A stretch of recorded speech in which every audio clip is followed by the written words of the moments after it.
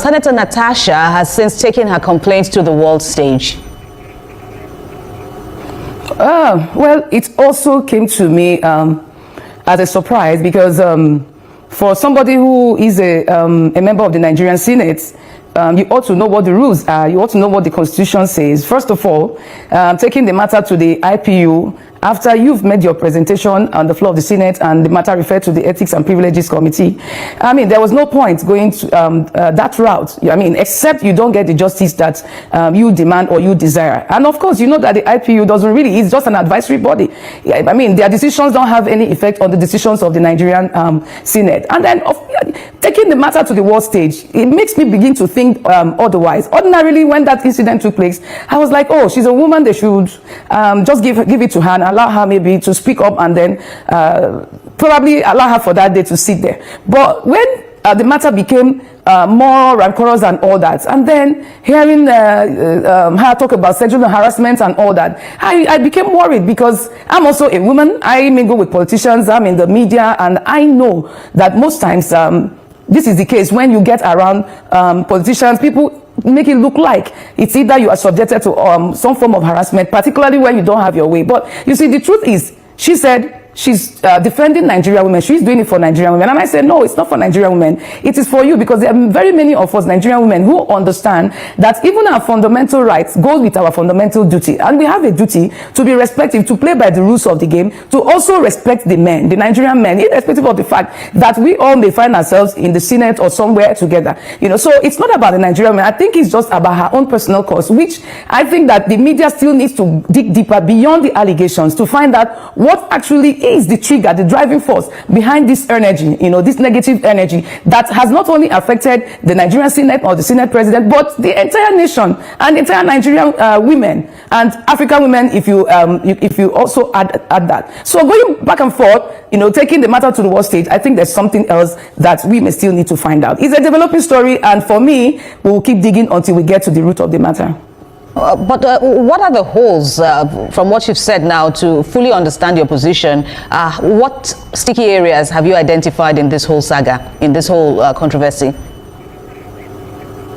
What areas? Yes, what areas stand out for you? What gray areas stand out for you? Yes, this is happening in the hallowed chambers. But for you, with your exposure and all of that, what are the gray areas that you want to be spotlighted?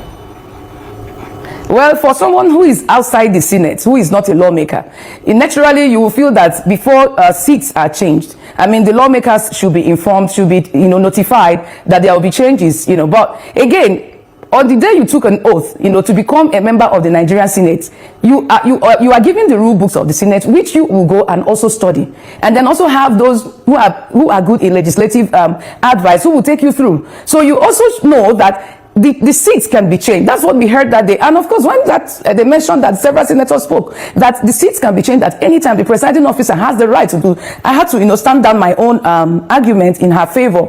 You know, but again, the issue of shouting and then of course pointing fingers at the Senate president as a man, as a husband, and as a father, to me that's a no-no. That's a no-no. No matter your rights you feel are trampled on, there are so many ways you can channel your problem and then also get the justice that you demand. And then of course, when the issue was on, I noticed that she was emphatic on her bills being shut down, the one on Ajokuta Steel. And I think that there's something about that Ajokuta Steel that she is passionate about. And I'm thinking that there are also some interest, vested interest. There are people, high-profile people, both nationally and internationally, who may be involved in that. Because Natasha, the first time I saw her, came across her, was when she made her presentation at the National Assembly some couple of years back. And it was about the corruption at the Ajokuta Steel complex. So I think that is actually the major thing. And even the Senate president, the Senate itself, and Nigeria government need to find out whose interest is being protected. Is it actually the interest of the Kogi Central people, or is it her personal interest, or the interest of some persons who are big players, maybe who have the interest to either take over that place, buy it off, or whatever? So I think that's number one. The issue of sexual harassment, of course, was not on the floor of the House. That was, I think, either on Arise TV or Berekete Radio or something like that. It was not on the floor. She didn't mention that. So I think that that's also like an afterthought, having being suspended that day, so you need to fight back. Because the story that we are hearing about the issue of sexual harassment the day before the Senate President's birthday, which also was her own birthday, they shared the same date. I mean, on Facebook, a day after that, which was the birthday of the Senate, both of them, she made a post where she also, was eulogizing the Senate President. And from information I also gathered from those who were there for the birthday, she made an attempt to sit near the Senate President because they share the same birthday. And they said to her, no, you need to sit where other senators are seated. You don't need to sit there irrespective of the fact. So the question is, at what point did she realize that it was a sexual harassment when the man said whatever she claims the man said to her? You see, I've seen a lot of people, a lot of women, we want to play the victim, especially when we don't have our way. I'm sorry to say, I'm not saying that there are no such issues, but you have to be sure that you have the evidence, because it's going to be your word against the person. Unfortunately, when the men are accused like this, it's difficult. Everybody tends to believe the story. But now Nigerians are becoming wiser. Even the IPU also insisted that they must hear from the other side before they can also take their own position. Most Nigerian women who are also on the streets, also even those who are in defense of Natasha, are asking for evidence. And most times these things are neither here nor there. There's a thin line actually between somebody speaking to you nicely and then somebody saying, sexually harassing you. And I do not want to believe that. I have worked with Senate President Akpabio some couple of years when we were doing our quest, of the Niger Delta, NDDC and all that. I didn't see that side of him. I didn't see that aspect of him. Although there was also an incident between the Senate President when he was Minister of the Niger Delta Affairs and the acting MD of NDDC, Ms. Joy Nune. And I played an active role because I heard from Joy even before she came on TV to make those allegations. She told me that this was what she was going to allege, and I found it strange. I don't want to say some private things, but somebody very close to her who ought to have known said to me that she never even told him of this aspect of sexual harassment and all that. So it's becoming like a pattern, amongst women who probably feel cheated out or who are losing out of something. And unfortunately for Akpabio, I feel for him, even though I've not seen him for like 3 years now. We've not spoken, since he became Senate President. But I think I have sympathy for him because it's looking as if it's a pattern, that anybody who works closely with him. But there are also others who have worked with him, and me in particular, I didn't see any such aspect. So I think that we need to go beyond those personal issues. Nigeria has a problem. The Ajokota thing she's talking about, we want to know what her interest is, and then leave this issue. Of course, on the issue of suspension, that's the rule of the Senate. It doesn't mean that it cannot be relaxed. It has happened to the likes of, what's his name, the former DG to Ali Ndume, former DG to Akpabio when he was running for Senate President. He was suspended. Abdul Ningi, a high-ranking senator like this man, was also suspended. People have been suspended, and later on, these things are relaxed. So I don't think that she needs to take her own out of unnecessary. Right. And do you think this is a matter that will pass away somewhat now? It's been called a distraction. The Senate has also expressed its concern somewhat as to how Nigerians are viewing this matter away from what should be its regular and paramount business. This Amis calls that the Senate President should recuse himself, from further leadership of the House until the dust settles, and probably give way for a fair investigation of all these allegations. Do you think this is possible? Well, on normal circumstances, that would have been possible, but you don't ask the leadership of the Senate President to recuse himself on a matter that is... Don't forget that the issue of sexual harassment was not before the House. It's not even before the courts. The issue was her flouting of the Senate rules, the sitting arrangement and all that. So when you say the man should recuse himself for what? For doing what? For evoking the rule of the House, saying that, look, you must go to... I heard the man clearly. He said, Senator Natasha, go to your seat. I will listen to you. We will hear you, but you will have to first go to your seat. So why would the man recuse himself? Now, because there's an attachment of sexual harassment. I think that the focus, the emphasis on recusing himself, speaks volume. There's a political undertone there. There are persons who just want to see that, the Senate President is eased off, even if it's for a week or for a month or for whatever, and then maybe they could of course, have their own person or whoever they want. We are going into the election year, so a lot of don't forget that Natasha is from the opposition, irrespective of the fact that her family shares a close bond with Akpabio. She's from the opposition, and in this business, your interest is more important than whatever shared interest we have. She's from the opposition, and why you talk about the fact that right. Apologies, I'm trying to push my final question. Perhaps you could also make your final submissions when I hand over to you. I also want to know what impact you think this controversy will have on increased gender equity in the Senate and other legislatures around the country. Now that we're talking about future elections or the forthcoming election.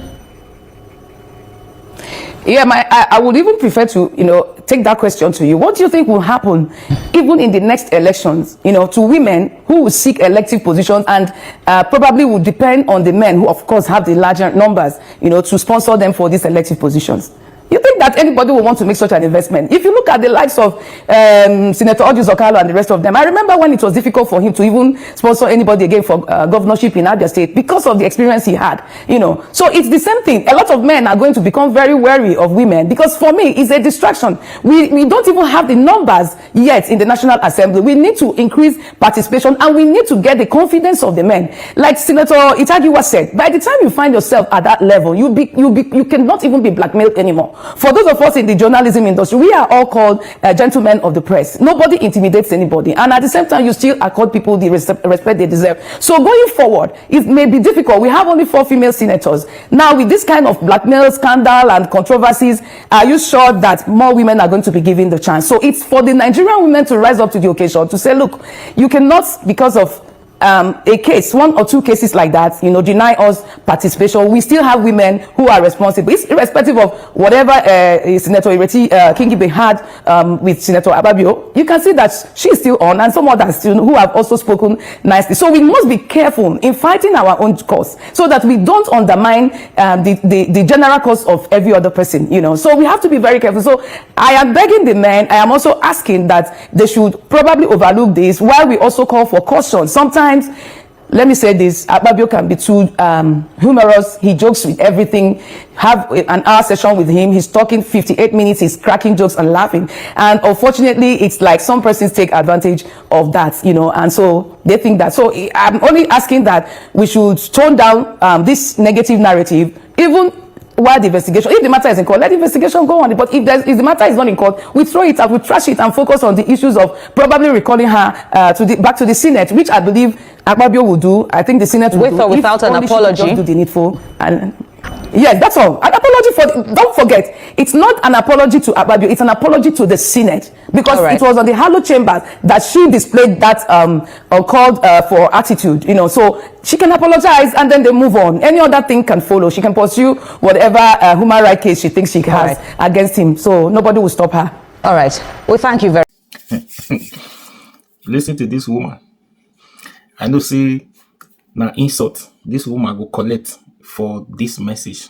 For waiting she talk now, you listen to her. I know, say now insult she go collect. Like she's not supporting Natasha. Women are not supporting women. Women are the problem of this country. Women are the problem of themselves. They are not united. They are not supporting each other. They hate themselves. That's what the woman will get. You are not serious. Get out of there. Who are you? Where are you from? You guys are the same. This and this and that. That's what you get. That's what this woman will get for this message. Now, for waiting she talk. I understand.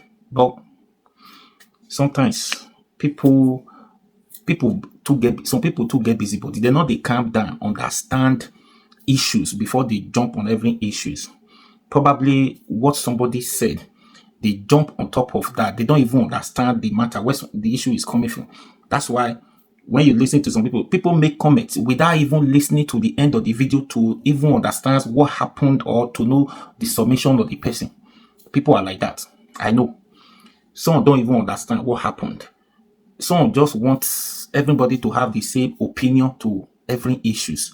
Some just want everybody to say, yes, Natasha is right. Yes, Akpabio is wrong. Or everybody just want everybody to say, Akpabio is right. Natasha is wrong. No. We can't, nobody will pass a judgment and just like that, especially when the matter is before the court. Do you understand? So the only person who have the final say is the court of law. Whenever court pronounce judgment, whether you are wrong or you are wrong, whether this one is wrong or that one is right too, it not concern anybody. The matter will die on social media. So this one, and now when Natasha went to IPU, now the woman said it too, because we have a lot of advocates, a lot of online lawyer. So they will judge and conclude the matter for you online. But sometimes it's not like that. And now the woman said those people just like complain, they don't have any serious effect over our Senate president. It's just like a disrespect to our judiciary here. Because the matter was before them, before she presented those evidence. It means that these people, or we are not competent to save her life or to give her justice before she went there. Meanwhile, the matter has not even been decided by our court of law here. So I say this is now. I don't want to say anything here. That's why I'm just talking about what the woman said, because they don't insult me tire for saying my mind opinion. I'm not supporting anybody. Me when you see, if I stand here, they criticize this government. I even they use some words when they listen to me, they don't know you. And they use some language, take curse these people, insult them. Now me will come see something, see waiting bad. Me I will come they support evil. No, far from that, I don't feel support evil. Me when be say that they find me, now one hand they know me, they get where they will find me. You when they talk your own for comment section, all those things, they not feel find you, they don't know you. So now me will come, me where they fight for the betterment of the country. Now me will come they support Akpabio for wrongdoing, or now me will come they support Natasha for her wrongdoing. I will blame Natasha for where she is wrong, blame Akpabio for where he's wrong. Do you understand? Nobody is saying Natasha was wrong for harassing Senate president, or it never happened. Anybody who just said to you now that it never happened, the only person that could say that to you is Natasha herself or Senate president. Now, Senate president said it never happened. Natasha said it happens. So, how do you want me to believe? I cannot look at your face because you have a sexy face, because you look like somebody who can cheat on your wife, for me to pass judgment to say you are guilty of this. You have the sexy face, you can actually do this. I'm accusing the person of what I have no information about. Do you understand? So Natasha has presented her case, alleged this person. We are waiting for her to prove her case. She will definitely prove it. If it happens that they remove the Senate president for this country to get better, fine, good and fine. Bring another person, let the person do the job of Senate president and move this country forward. Fine. I am not getting issue with that. I don't know Akpabio. Everybody hates them. But because we all hate them, it not mean say when we see the truth, make we not talk. When we see bad, make we not talk. That's why they talk like they try to balance the issue. And not go bias, can they support Natasha alone for over Akpabio. Make a bias, can they support Akpabio over Natasha. Where I know say two of them get issues, two of them get fought. That's what it be now, isn't it? Anyways, we are watching. We are waiting for the Supreme Court or the court to decide what actually happened. So Natasha, they will prove themselves now. They will prove us wrong. One must prove the other one wrong, isn't it? That is just it. So let us be calming down. Be calming down. Let's wait for them. Anything I see, I'm not supporting them. So I don't know them. Please share this video.